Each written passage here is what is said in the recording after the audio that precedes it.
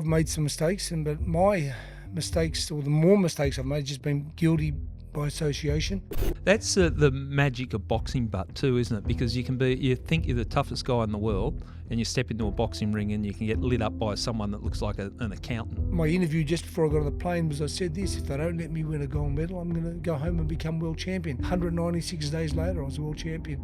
I mean, I was in a street gang that used to go out and have fights. At that time, the street violence was really, really bad. And Gary, some people say to me, Jeff, why did you write that on Facebook? Why would you say? Listen, I said, if they're good enough to say something about my family, I'm going to give it back. And if they don't like it, oh, you said this, then we'll shut your mouth up and don't say anything about me at the start.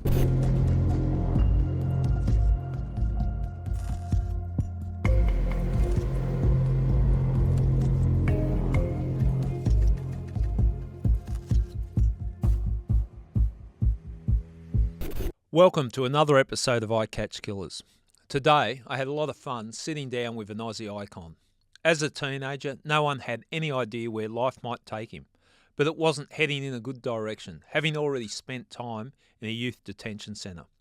That changed when he wandered into Newtown Police Boys Club as a troublesome teenager and discovered a passion that would change his life. We're in the home of 4 times world boxing champion Jeff Fenech, and we're going to talk to Jeff about his extraordinary life and the lessons that he has learnt along the way. Jeff Fenech, welcome to I Catch Killers. Thank you. Well, on a true crime podcast. Always a pleasure, man. I love doing this stuff. I love being able to share my stories, and hopefully the stories that I share make people better people. Yeah, well, I think, and the fact that the life that you've lived in boxing, like, you know, in the herding game, as they say, a professional fighter, there's a lot of lessons that can be learnt, and I see a lot of people's lives have been turned around by pursuing, like you did, becoming a professional boxer, turning away from a life of crime. There's a lot of lessons that can be learnt in the boxing ring, isn't there? Yeah, well, I certainly wouldn't be here without boxing, but the reason why I boxed was because of Johnny Lewis. If I didn't meet Johnny, there's not a chance in the world I would have went back to the gym the next day. I didn't want to go back to the gym the next day. I got beat up by somebody. I'm thinking, shit, and he's telling me I can fight. I'm not stupid. I'm not going back to get beat up. It was Johnny Lewis who, I don't know, had this magnetic force that made people fall in love with him. To this day, I love him. We'll try and work that out. I know I've come into the orbit of Johnny Lewis, and he has got some magic, hasn't he? Yeah, definitely so. To me, he brings out the best in people. Yeah, he makes you want. He's very, very smart. He doesn't tell you you're going to go to the Olympics in the first time he sees you, but he tells you if you keep working hard and you're prepared to roll your sleeves up, things will happen. And he's very, very smart in the way that he will set you goals that are achievable. Yeah. And then when you start achieving them, then he'll put you on that next level. And I don't think there's anybody better than him at that. Yeah, it's fascinating, the influence that Johnny has and the amount of respect he's got. In regards to you, it's not a far stretch of the imagination on a podcast that if you didn't find boxing, I could have been talking about your time inside and all the crimes that you've committed, because you were heading down a path as a young fella. Yeah, I wouldn't be here today. You wouldn't be talking about. Yeah, I don't know where I'd be. Well, most probably I'd either still be in jail or I'd be dead today. So I'm blessed that I found a sport that I think I was born to be involved in. I mean, I never boxed in my life. I was 17 and a half. I never watched anybody. Of course, I'd heard of Muhammad Ali, but I never dreamt of being a fighter. I wanted to be a first grade footballer. That's all I ever wanted to do. That was your passion. I actually saw you play at Cumberland Oval when you had your break from boxing, and you signed with the NRL Parramatta, and I think it was reserve grade. And I thought I'll go see what happens when you took the field. So that was an experience. We'll talk about that later. I just want to ask up front, like you are, and I think the 80s when you started having your success in boxing, Australia was devoid of sporting heroes, and we're a sporting nation. And your success in the 80s, the mid 80s, when you won the world title, you became virtually an icon. Everyone knew who you were. How was that being Jeff Fenech at that stage? Again, it was pretty strange because I don't think I was really ready for it, and I don't think even to this day there are a lot of people that aren't really ready to cope with that stuff. Although today we have managers, and back then we had nobody. I had Johnny Lewis, And made money and I spent it, and I have no doubt that I could have had millions and millions more if I was managed properly, if I had somebody who knew what the numbers were. But like I said, today when I look at who I am and what I've got, and I didn't need. I'm happy to have what I've got out of Gary.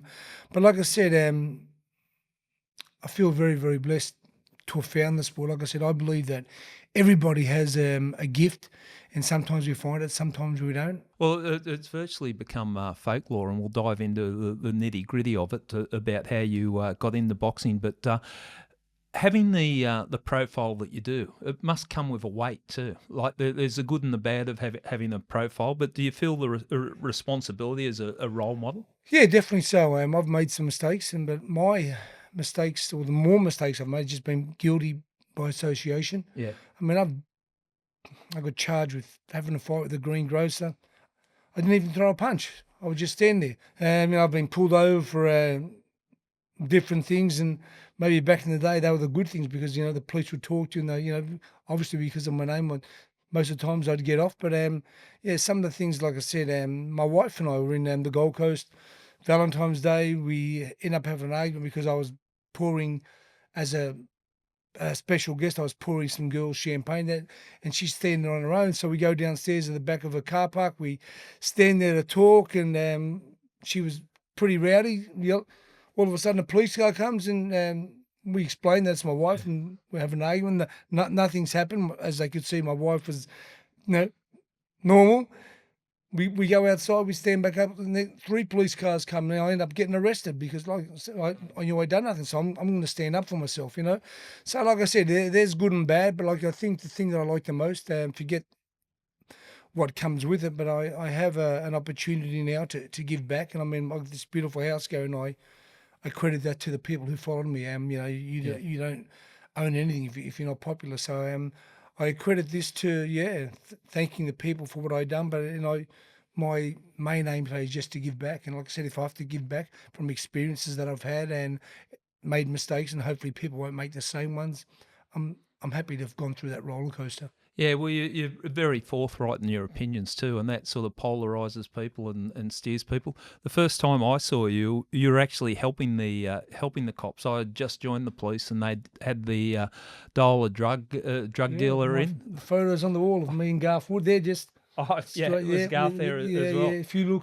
look, so you see, yeah. do you see where me and Mick Gatto are behind bars? Yeah. Oh, yes. Yep, Look, the one below it. Right. There's the commissioners. Yeah. Okay. Well, that's I was there answering the phones early Do you know days what? in the Do you know what police. happened to me for that? What happened? My house was egged every day. What, the drug dealers got the shits with you? Yeah, but Yeah, I didn't. yeah. Well, I done what I had to do because Yeah. I'm very energized. I've never had a drug in my life, never had a coffee in my life. But after I spoke and just telling people about not doing drugs, it said Dobbin a drug dealer. So I was the enemy, Yeah. Yeah. That's funny. Well, it's not funny. It's terrible. It wasn't funny at the time. Yeah. My poor mum had to come every morning and clean the eggs and shells from the house. Well, for what it's worth, I was excited seeing you. I've been following your career and seeing you there, so I was excited. The last time I was here at your place, or I think it was the last time, we're down here standing in front of this wall, and Michael Francis, the New York Mafia capo, was we'd been out for dinner and we came back here. I think we were shaping up and you were refereeing or whatever, but. Like Michael Francis, he's been on the podcast, and I know him fairly well. And he was a big deal mafia dude before he saw the light and got out of the mafia. But the respect for someone like Michael Francis shows you, and I've seen that. We're talking about that function down in Melbourne for Barry Michael. And there was a lot of colourful characters there. There was some bikies and business people, and I was watching you mix between the two worlds quite easily. Fighters seem to attract people. Like I said, respect isn't given; it's earned. Yeah. I've had knocks on my doors, and some of the biggest bikies and other people, back in the day, Stan Smith and all, they were my friends. My outlook and my way of life is, hey, listen, you say hello to everybody, shake their hands, and that's it, like I said. But I don't know if I'm lucky or unlucky, but like I said, because of I'm the fighter. Everybody wants to be around you. And when I used to fight, all those guys from the good old days were there supporting me and stuff. So I was never going to turn my back on anybody. If it, like I said, to this day, if something happens to you while I'm with you, Gary, I'm going to jail with you, brother. If somebody bashes you or hits you, they've got to hit me as well. I'm with you. My father taught me one thing. When you go out with your friend, you go home with him. And I don't care who I am or who you are or where I am. If somebody's got the audacity to say something to me, mate, they're copping it back. It's the old Bible said an eye for an eye. Forget about this new bullshit world we live in. I go by the Old Testament where it says, if somebody is good enough to say something or do something to you, you give it back, and I'll give it back a lot harder than they can, because they're cowards. They're just, people who get on keypads and they think they're warriors because they're tough. They say, I said something to Jeff Fenech. I put my address on there. I put my phone number on there. Come say it to my face. Yeah. Well, I think loyalty is something that's lost, and being a stand-up guy is almost frowned upon these days. But I haven't got a problem with those values, and it's a funny world now, and you can get shouted down for those values. But Gary, some people say to me, Jeff, why did you write that on Facebook? Why would you say? Listen, I said, if they're good enough to say something about my family, I'm going to give it back. And if they don't like it, you said this, then well, shut your mouth up and don't say anything about me at the start. Don't listen. The reason why I was such a great fighter is because I got that switch. And when the switch goes off, I'm unbeatable. Yeah. Well, I'm not just unbeatable. I'm not scared of anybody in the world. Yeah. So don't turn that switch on, and you'll find the nice side of me. Yeah. Well, I think loyalty is a strong value that's underestimated the importance of it these days, and I saw it in the police. I had a lot of mates in the police, but when things went bad for me in the police, couldn't believe how quickly the rats scurried. And people that I thought would back me up to the hilt, that I would have been prepared to back up to the hilt, I couldn't see them. They just disappeared. It's the same when you win or lose a fight. Johnny Lewis was famous to saying, when you win, you walk in the dressing room, you can't move. When you lose, you can get a dog by the tail, and when there's plenty of room in there, nobody comes in there. But like I said, that's part and parcel of the sport I'm in. But the great thing is, because you're talking about loyalty, and I don't think there's anybody more loyal to people than Johnny. Johnny was somebody who instilled that into me. Like I said, I talked to Johnny about the good old days, the Terry Balls and all his friends that he had, Loopy and all those guys. And like I said, if anything happened to anybody, they'd be the first person there. I'll never forget when I was at Newtown RSL, and Johnny stopped the fight a little early, obviously with his influence. Yeah. And some people were screaming at Johnny, calling him. I jumped down, and next said, I've got a gun put to my head. I jumped down because I sweared at my trainer. Johnny walked down the street in front of any of us, and our team that were there, and we'd all jump in there and take a bullet for him. Yeah, and I think that's the character of him, that he instills that you feel it, you definitely feel it. And I consider myself very lucky, having an association with him now, and lessons that I'm learning late in life, and just he's sort of reinforcing. Think of this, Gary. Kangaroo tours, they took him away. He wasn't, and it wasn't for boxing. It was just for that company. It was for that banter, that he could sit down with somebody and make them, the happiest guys in the world. He could sit down, and if you were third best, he'd make you feel that you were the best in the world. He had that ability, and it's always great to have one of those people around you. Yeah, the most definitely. Your early days. So you tell us about your childhood, growing up before you discovered boxing. What were you like then? Yeah, I played football every afternoon. As soon as school was done, I'd first of all I'd have a paper run. Yep. I'd go and sell my papers to have some money, and then I would go to the park and play football with my friends. But I was one of the smart guys. I got out of school 10 minutes early every day, so because I had this letter saying, because my father was so sick all our lives, they had to be the paper shop first. And when I get to the paper shop, Gary, the guys who had 70 or 80 papers of each, I'd take 5 or 10 out of each of their barrow, put in the mine, because I worked on the highway down near the Southern Cross Hotel, and I'd sell papers. But so I'd make a good extra $5 or $10 every day, just from so that's where you always had that street smart, the rat cunning, and started as a paper boy and learned how to play the game. And then, like I said, my father was so strict that when my friends would go out and do things and rob things, I never went with them. But after they would bring them back and hide them, everybody knew where, so I'd go and get them, and I would sell them or do whatever I had to do. Yeah. Yeah. So you did.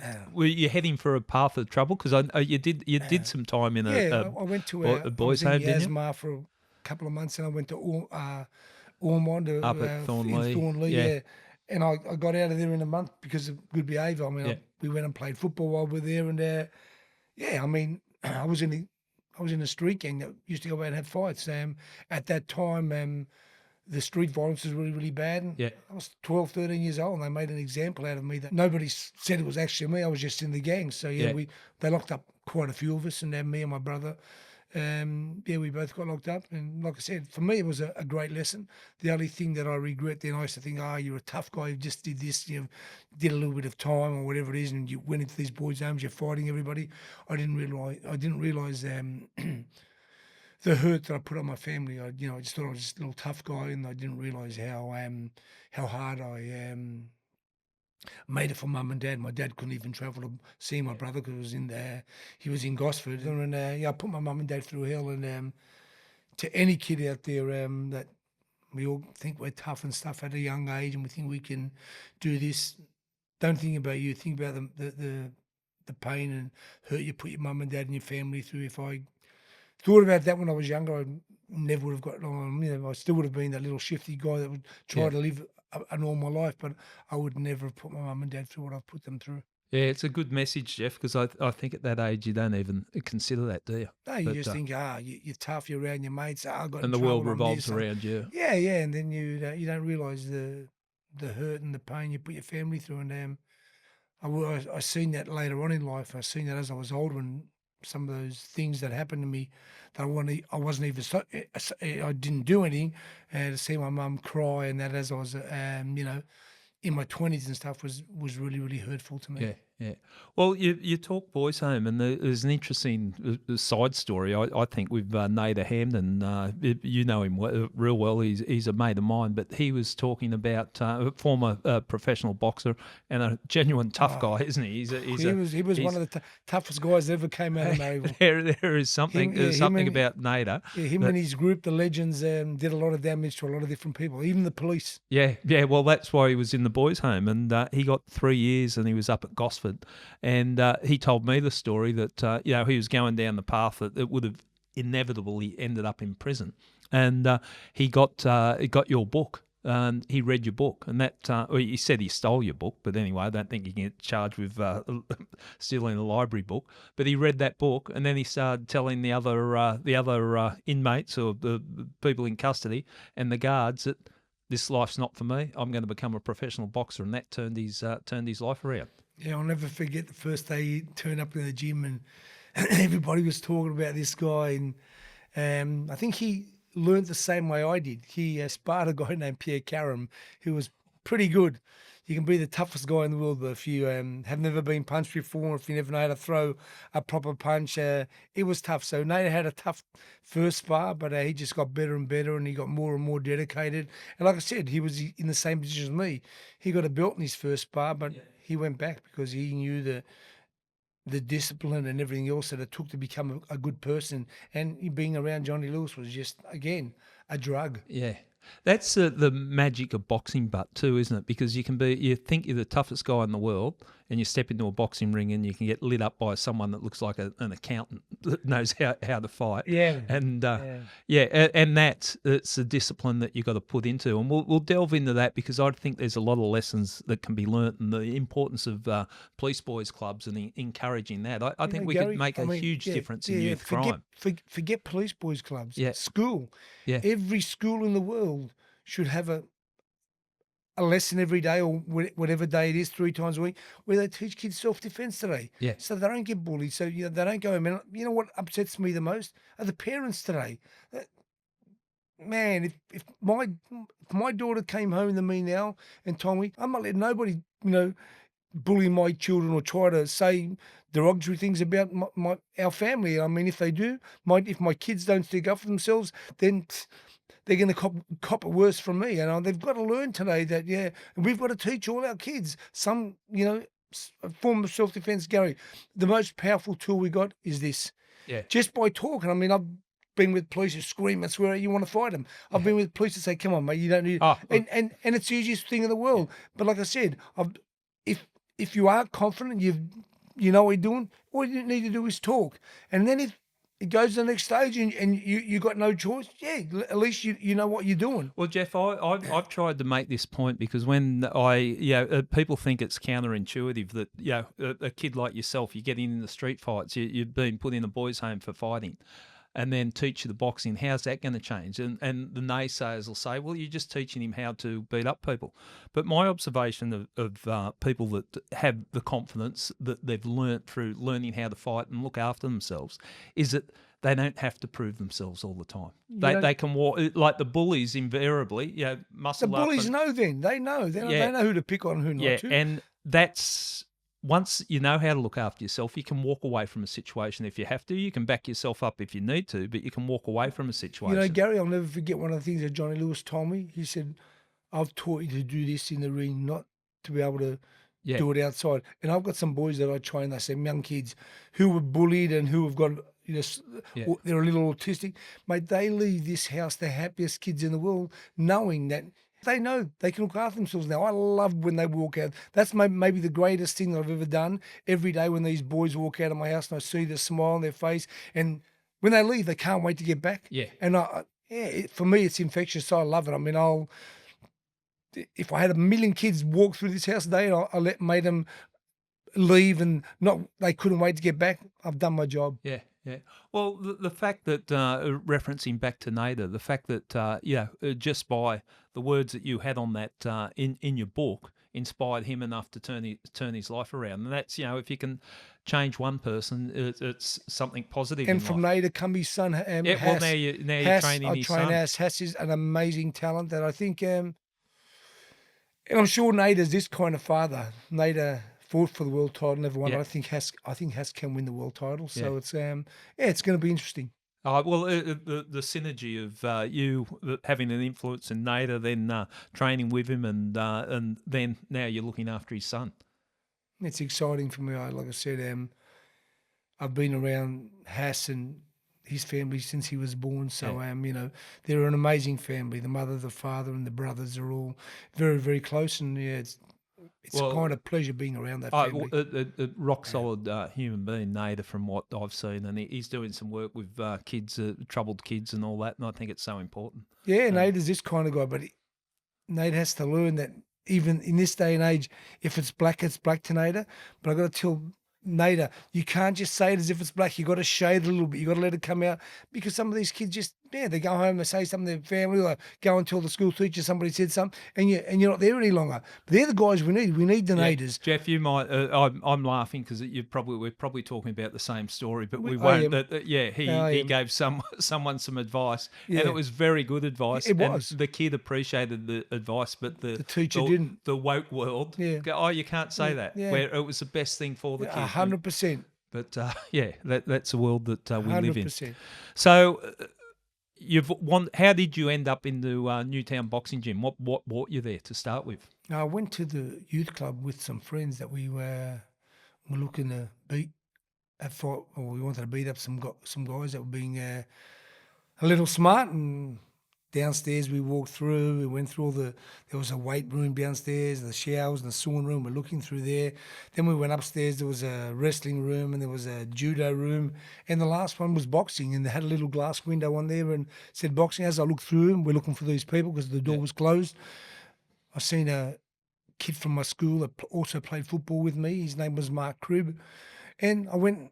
There's nowhere else to go, so I went and sat down and I wanted to watch him box. I thought I could beat everybody anyway, but I heard Johnny Lewis saying to him about it'd be great to get some sparring for him and stuff, and I said, no sparring, it ended up being the best decision, but not at that time. It didn't end up good. I was winded and stuff, and Johnny's telling me how great I was after. I'm thinking, excuse me, this old bastard thinks I'm stupid. He thinks that, mate, you got to come back tomorrow. I think, I'll come back because all my friends know. I'm not going to pretend I was, or not Well, make you, out that you I. thought Johnny's just lining up for I'm punching not. practice. Yeah, I said, but I didn't want to, in front of my friends, make out that I was a coward and say, no, I'm not coming back. So I said, yeah, I'm coming back. When I got home that night, after I had a shower and stuff and felt my ribs and how I was winded and everything else, I thought, no, I don't know. The next day, for some reason, Yeah. that magnet, Johnny Lewis. And I know, and I've heard you say countless times, and I fully get it, that your success in part, or a big part of it, was driven by not letting Johnny down. Oh, no, you wouldn't. I don't know. I think maybe more than anything else, when I seen Johnny at the end of the fight, jump in there with, I knew I'd done my job. I'd done that more than doing. I don't know how to say this, but it was for him more than for myself, for my family. Was for him more than anything. It was everything else came after that. When I seen him, and then the rest of the crowd and stuff. My first thoughts were to cuddle Johnny before I done anything else. Yeah. And then the crowd, everything else were there, and I loved that more than anything, to be this little kid that's got 12 and 15,000 people screaming for you and rooting for you was really, really important. The adrenaline and excitement. It's funny with Johnny because he's such a quietly spoken person, and you see some of the toughest and most notorious people in the town, because I get around with him a bit, all pay homage and respect to him, and then the hard ass sportsman. He just has a way about him, like probably bringing the best out of people. Oh, without doubt. I don't even find words to say. And like I said, I've met some of the biggest gangsters and whatever you want to call them in Australian history that all have the utmost respect for Johnny Lewis. And that speaks for itself. That's him. He's just an amazing man. And he's not just a teacher, but he's as loyal as hell with you. If something happened, Johnny's there. I'll never forget, we were in Dubbo, and we went to the fights, and at the end of the fights, there was a bit of an argument and stuff. Peter Matreski fought, and I'm walking down the street. I got my hands are busted and stuff because I had a fight and because they'd always hurt me. And a few of these people were swearing at us and stuff. And Johnny said, Jeff, don't, just ignore them. I'm not ignoring them, Johnny. So, Jeff, just ignore them. There's going to be 50 of them in it. We're in Dubbo. There's going to be 50. I said, Johnny, I'm not worried, So I turned around, argued. All of a sudden, there's 50 of them start chasing us anyway. We get to the one, and I couldn't run anyway. I didn't want to run. So I turned around, I start fighting. And the first thing that I see after I'm fighting this guy has a bottle, and he's just about to smash it over Johnny's head. So I run straight in front of him, get the bottle cracked right over my head. My head's all split open, I'm bleeding. Anyway, the fight ended with a few of them getting injured, and I was pretty injured. We went back to our hotel, and Johnny says, Jeff, they're going to come back here tonight with more people, and they're going to, I said, Johnny, don't worry about it, just fix my head. So he fixed the head, and he made our driver, who at the time, Brian Wilmot, drove us straight back to the city that night. I had to play footy the next morning. So, we've been through some exciting times, but I'll never forget that time. Johnny had these boots on, so he couldn't really run too fast. So we've been through a lot together, and would I change anything? No, I wouldn't. I mean, of course, there are things that you'd like to think that you could change, but listen, what I went through my time has made me the person I am today, Gary, and I'm very, very proud of him. I get these wankers saying this, that I stole a watch. I've never stole a watch in my life. Yeah. To steal something, you've got to walk out of a shop with it. I've never done that in my life. But I got charged with it. Again, that's, my name's Jeff Fenech. So you got to the Olympic level in the amateurs. Tell us a little bit about your amateur career in boxing. There's not really much to tell. It was short and sharp. Yeah, I had 28 fights. I represented Australia at the World Cup. I went to Indonesia. I went to the King's Cup in Thailand. I went to the World Cup in Rome, and it was all like within 20 fights. It was just like I said, I don't know if it's ever been done or if it'll ever be done. When you think of how quick everything happened for me, I go to the Olympics after 24 or 25 fights. I win my first fight, win my second fight, win my third, but it gets overturned by the jury for the first time in Olympic boxing history. There was a jury, and I come home no medal, but I'll never forget the authority, Australian Boxing Authority, who didn't stick up for me one little bit, didn't go and complain that he wins the fight and by the judges. Just people that are not as familiar with boxing, that was in the Olympics, so it's amateur boxing.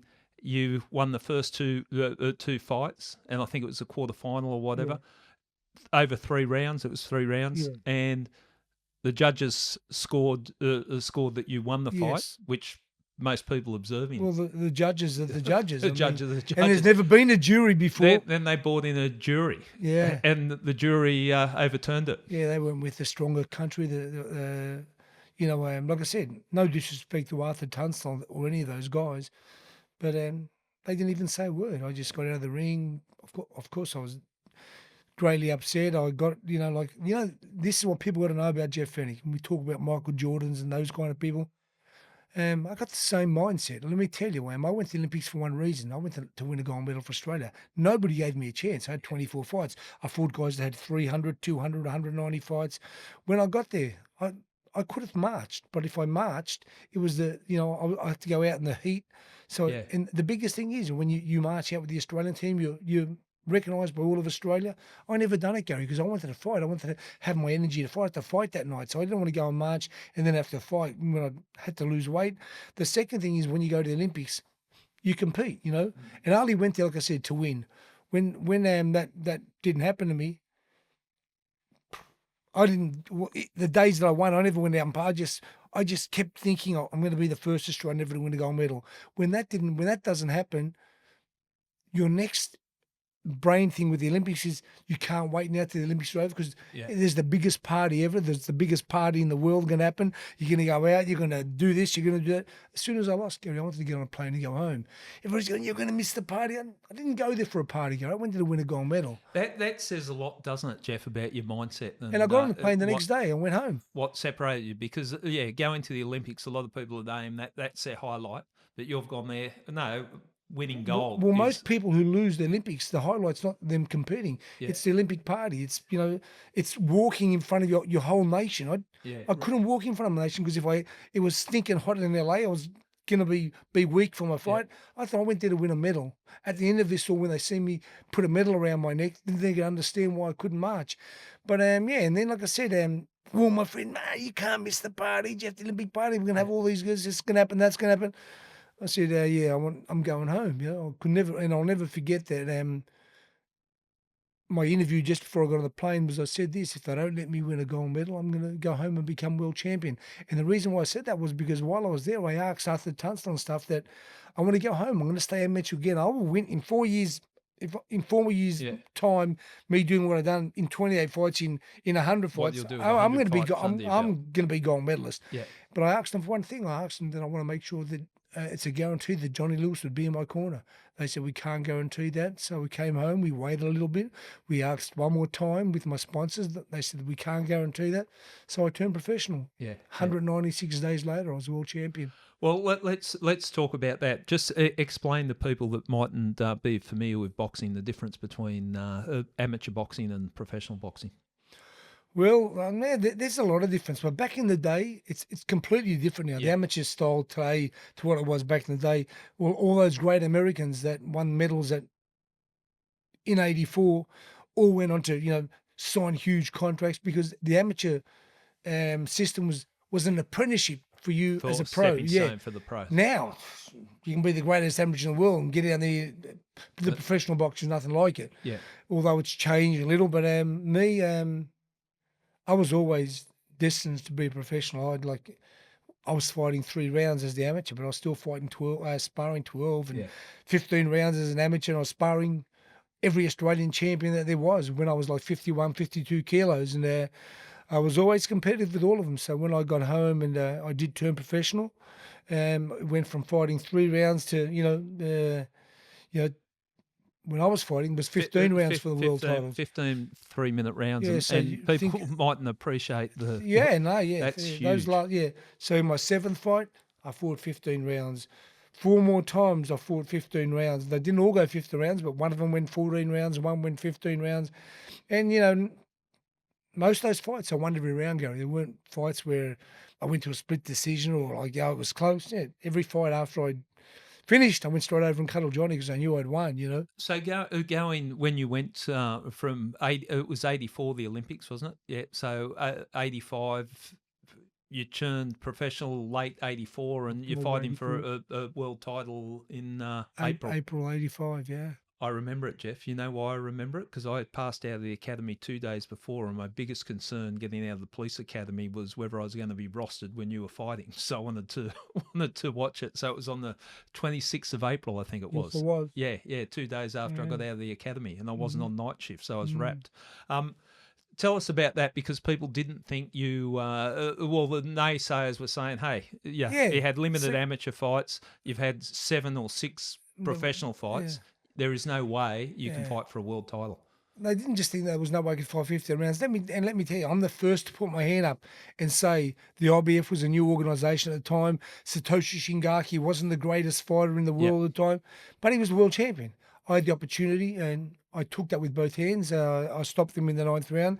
Then you got to realise I fought the Olympic gold medalist with a broken hand. I went 14 rounds. The one that won the Olympic gold. Steve McCrory, who won the Olympic gold medal. I fought him. And, of course, he was with the great Emmanuel Stewart. They all thought they were going to beat me.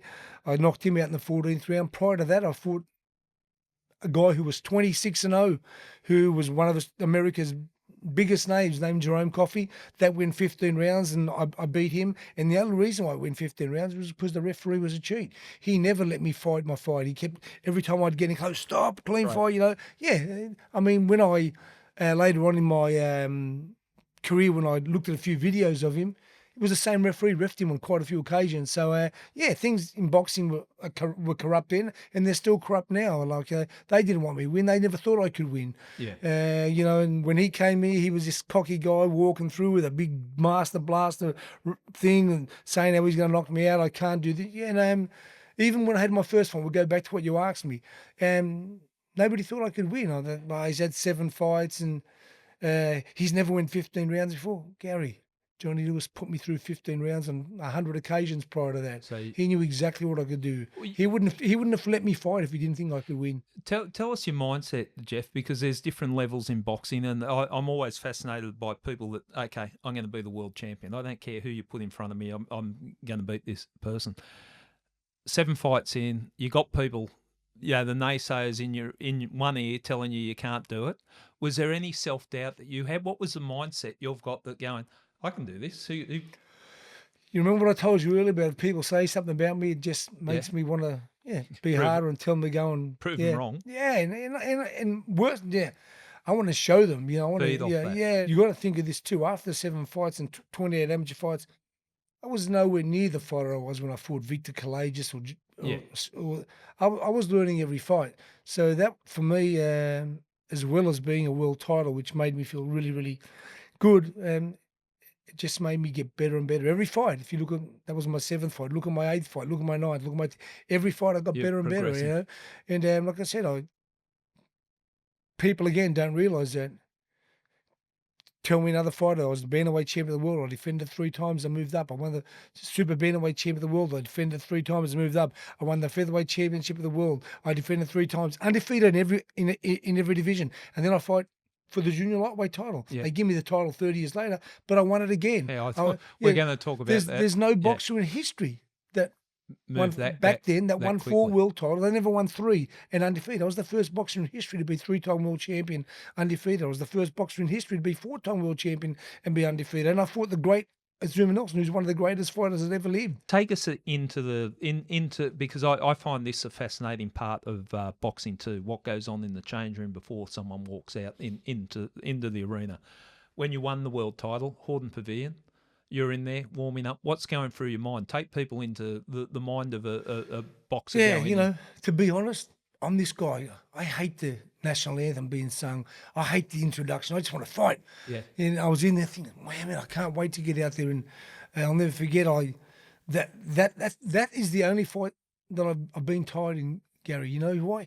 Because I was in there thinking I was rocking. I was punching the walls. I couldn't wait to get out there, and I used up all this nervous energy. And I'll never forget Johnny's telling me to settle down, son. Keep all that energy for the fight, but I couldn't. I was punching the wall. I was, thinking this is my time. And during that fight, I got a little tired. Every other fight that I've ever competed in. That comes in with the experience too, Oh, doesn't of course it? it is. Being comfortable to walk out on a stage like that, not burning yourself, and the training leading up to it, that you don't cook yourself before. Yeah, that's what people don't realise. That's where Johnny was great. Yeah, Johnny was this guy who just knew how to, manoeuvre you into the right time, right position, right at the right time. I'll never forget when I fought Azuma Nelson, my first fight, the draw. I wasn't well a couple of days prior to the fight because I went on a run, and Mike Tyson and them were there. Yeah. So I stayed and doubled what I'd done, and I'm going up and down these hills just showing him how fit and how strong I was. Man, I lost a lot of energy and stuff, and I'll never forget how Johnny didn't even ask me. Yeah. He could tell in my training, and then he cut back on my work, and I'm thinking, why has he done this? Yeah. And instead of asking him, I just done what he said because I knew why he had done it, because in my mind I knew. Yeah, so there's more to it than just training hard every day. Like I said, I tell everybody, if you go out there now, you're in your car and you burn the engine out every day.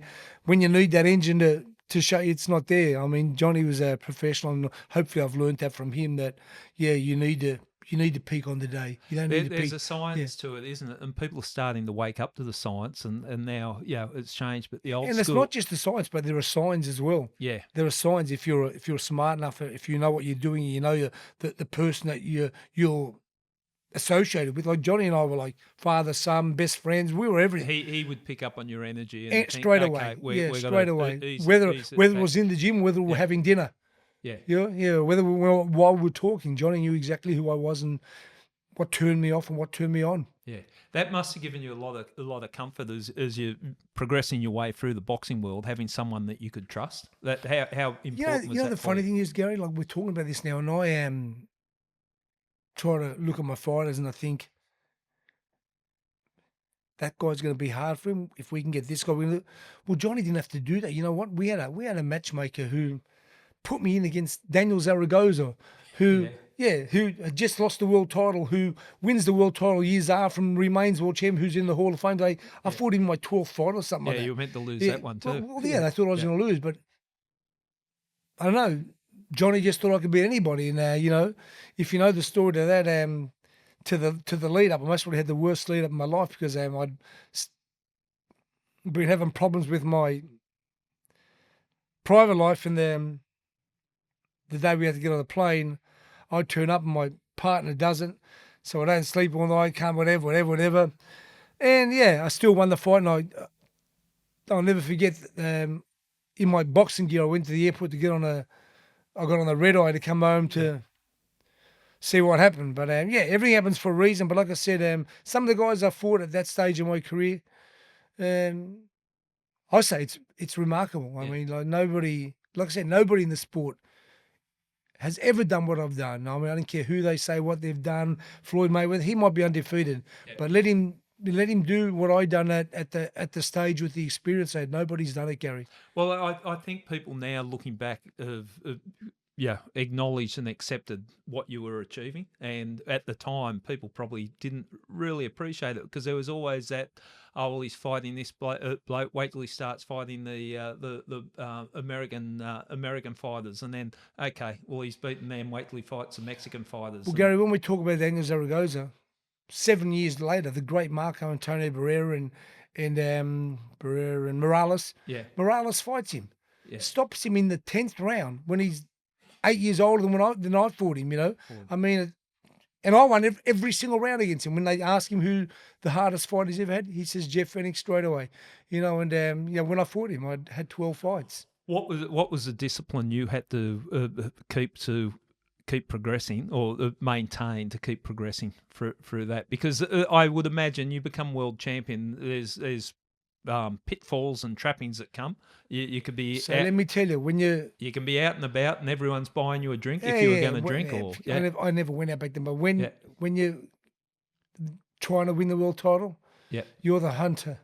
When you win it, you're the one that's getting hunted. So you're hunted. And I was blessed that I lost lots of my friends at that time because I was a recluse. I ran in the morning, I rested, I watched Days of Our Lives, I went and trained every afternoon, I rested, I had dinner, went home, and a lot of my friends say, oh, you don't come out with us anymore, and I try to explain them, look at the results, look at my rewards for not doing it. I just done the, and again, I done that more than for myself, for Johnny, because I knew they were the things that Johnny told me I had to do to be successful. So everything that he told me, I done it. There was never a day that I went to the gym that Johnny said, "Did you run this morning? Did you eat properly?" Because he just knew I was disciplined. Done it. Yeah. It's a trap putt, isn't it? And friends, I've seen it, and you see it with a lot of sportsmen or people just making a success in any area of life. Friends, so-called friends, sometimes try and drag you down. You just took the right words out of my mouth. Because they don't want you I'm going to stepping just tell away you, all from those it. people that I thought my friends, they weren't my friends. They were rapt when I won and gave them things, but they didn't want me to. I believe it makes them feel bad about themselves. Like it's almost like, let's keep this person down. Man, or let's try to bring him down. Come on, you got to come out. Yeah. Like I said, I try to explain it to all my boxers today. I explain them, listen, these guys that you think are your best friends that are asking you to go out, they're not your best friends. These guys that you think are your best friends that know you're on a diet and they take you out and they're eating and drinking, they're not your best friends. Yeah. They wouldn't do that to you. But that's life. I mean, listen, the greatest disease in the world is not cancer. It's not anything else. It's jealousy. That's the greatest disease in the world.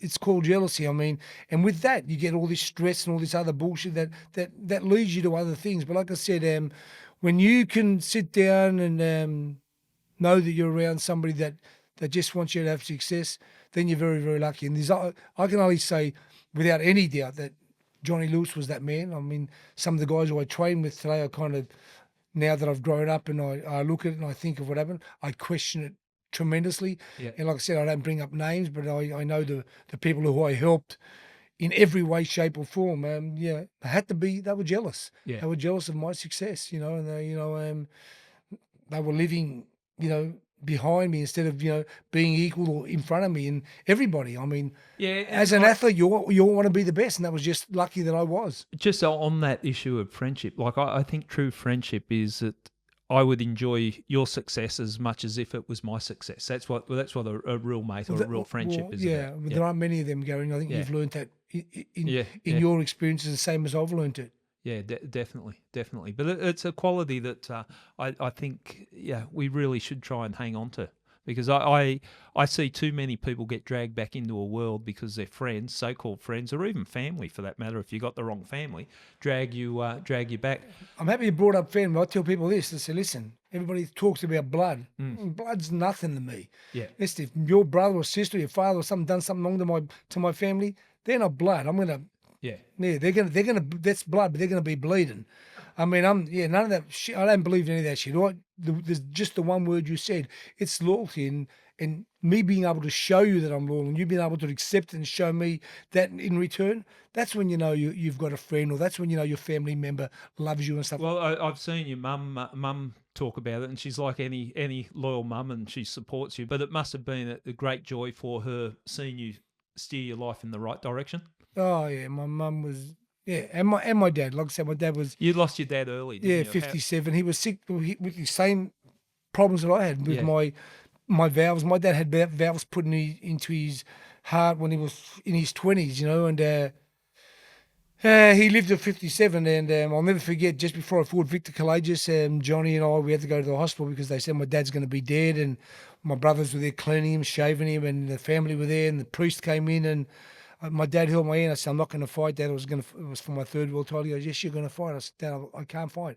I don't want to, He said, son, I'm going to be there. I said, where the priest was saying, my dad, a week later, watched me fight and died after I fought. Yeah, my dad was dressed in a suit, looked like there was nothing wrong with him. Yeah, got out of hospital, watched me fight. So, like I said, I don't know. The world's a puzzle as far as I'm concerned. Just trying to put that puzzle together is really, really difficult. And like I said, when I think of these people who I thought were my best friends in the world, today I sit down and I kind of think how stupid I was and how wrong I Yeah, was. but life is a journey, isn't it? And like I But take they're all lessons. I've learned so yeah, much from it. I I'm take a better person solitude for it. from sometimes people are in your life for a period of time for a reason. You get some reward from it. You give a little bit back, and then you move on. That's You know, Gary, people always ask me, I'm not sure if you were going to ask me this question, what was my favourite fight or what was the highlight? My favourite fight, without doubt, nothing compares to the fight that I got knocked out and I lost in. I love that fight because of who I am today. I wouldn't be here talking if I didn't do that. I'd be over in America, would have had millions more dollars. I wouldn't be the person I am. That fight taught me everything about myself, everything about the world I live in. And I just, it, that's interesting you to say that, Jeff. That you don't learn from winning. You know what I mean? Yeah. you There's nothing to learn when you win. You just want to keep winning. But when you lose, there's a lot to learn. And then you learn about your surroundings, who your real friends are. You learn about, and man, that is without doubt. I love Azuma Nelson for that.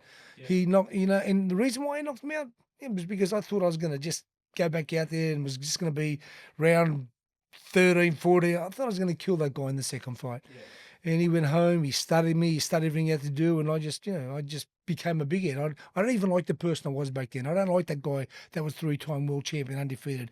I got privileges and stuff that, man, we got poor people who live out in the streets. Give them the privileges that taxi drivers and restaurants gave me. Yeah, that in the world, that's when the world would be a better place. When we're putting emphasis on people who need help, not people that can buy your restaurant. I go to restaurants or I go to bars. They give me a drink card. I can drink all night for free. There are people in the street that can't even afford a bottle of water. Let's go and give it to them instead of giving it to the rich people.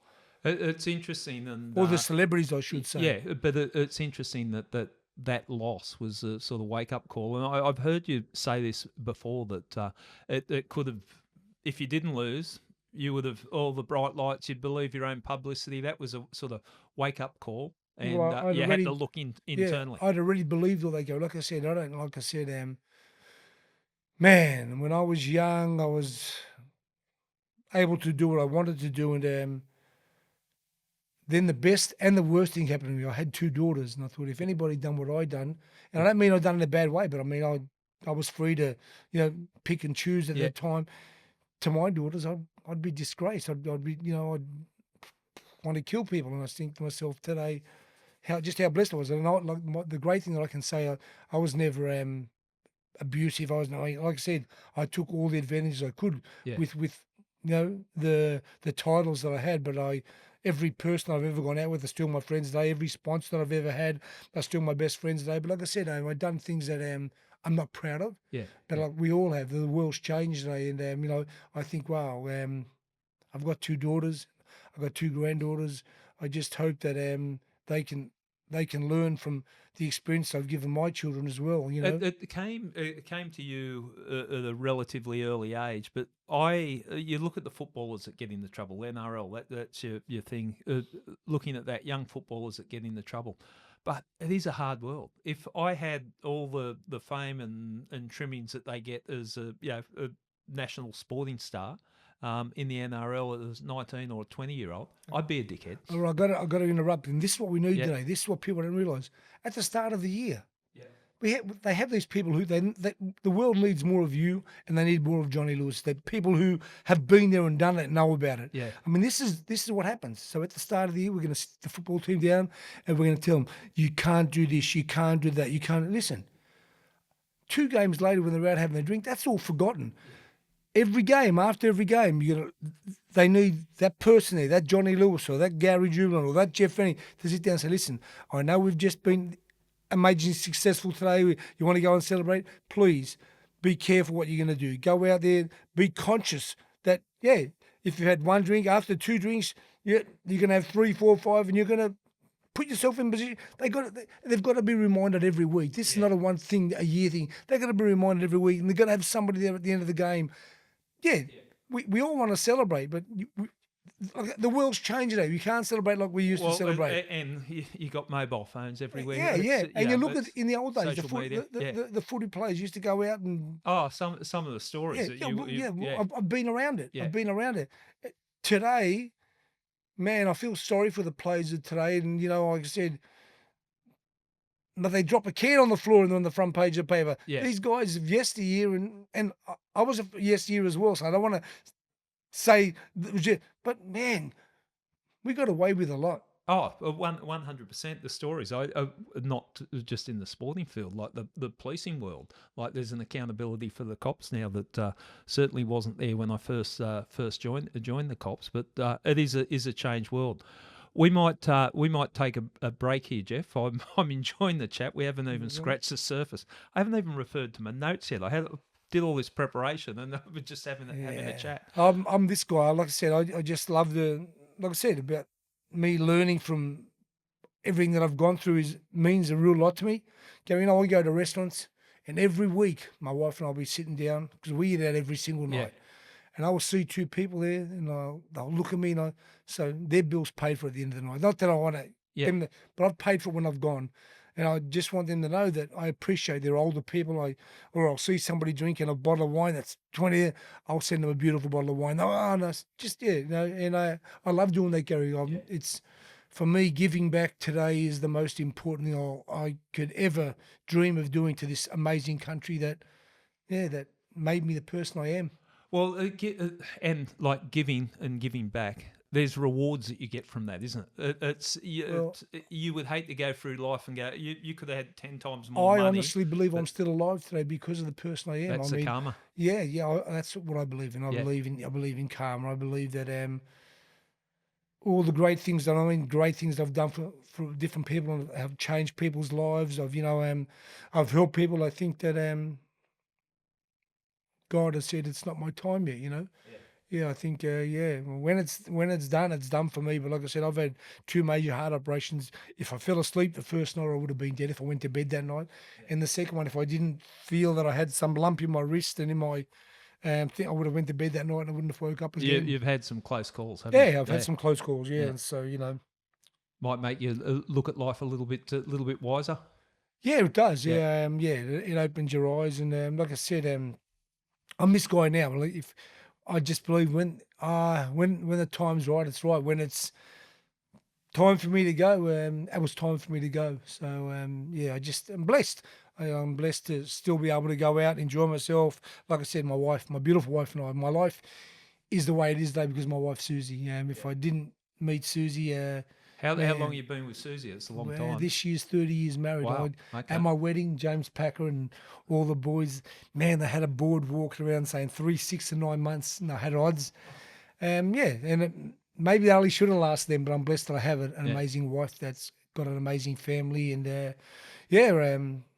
although she's a strong woman putting up with you, Jeff. She's got to be strong to put up with me, brother. Like I said, it's so hard to break away from all those things that I've done all those years with Johnny and all the team. We were a different kettle of fish than the world is today. But I try my best, and I just try to make sure that, like I said, I'll give you an example. My daughters, when they had boyfriends, Dad, I'm going out. I said, bring your boyfriend home. Dad, I said, bring your boyfriend to the house. I'd rather my daughter be here with a boyfriend than be out in the car or be somewhere else where I can't. I got no control at all. People think I'm crazy, and my daughter's had a few boyfriends, but now all of a sudden through that experiences, they learn. And my young daughter Kayla has the most amazing husband to be in Bradman Best. He was a football player.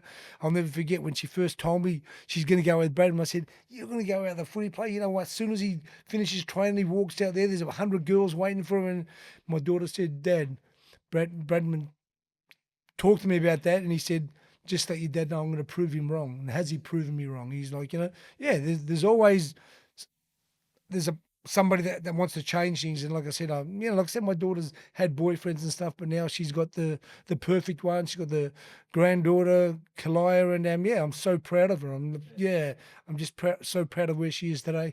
Good stuff. I'm just thinking about the poor guy that walks in. Do you bring him down to this room with all your world title belts laid out? And what's your intention? Like my daughter brings someone home, I just sit there cleaning my gun. I can only get the water pistol out. Yeah.